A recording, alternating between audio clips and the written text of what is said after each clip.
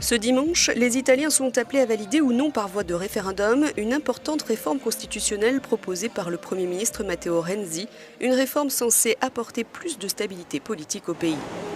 Décrite comme la plus importante depuis la fin de la Seconde Guerre mondiale, elle vise une quarantaine d'articles de la Constitution et devrait stabiliser le système politique italien qui, justement, depuis 1945, a engendré pas moins de 63 gouvernements.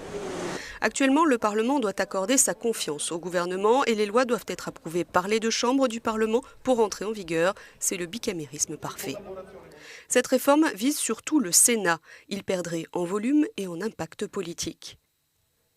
Des 315 sénateurs actuellement élus, il n'y en aurait plus que 100, dont 74 conseillers régionaux, 21 maires et 5 nommés par le président de la République. Cette réforme fait aussi un pas en arrière en termes de décentralisation des régions.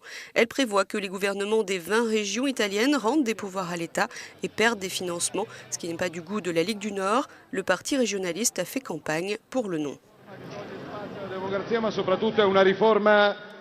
C'est une réforme qui enlève pouvoir, liberté et financement aux régions, même celles les mieux administrées.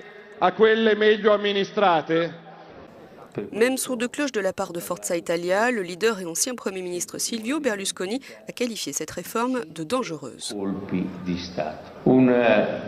Un éminent juriste allemand a défini la réforme comme un coup d'État tranquille. Renzi doit être très prudent avec cette réforme. Il pensait favorable à son avenir politique. N'importe qui peut gagner, même Grillo. Avec la clause de suprématie, le gouvernement décidera si bon lui semble de construire une plateforme pétrolière, une centrale à charbon ou une centrale nucléaire. Il le fera. Beppe Grillo, le leader du mouvement 5 étoiles, se déchaîne contre la réforme qui, il l'assure, réduit les droits du peuple et est antidémocratique.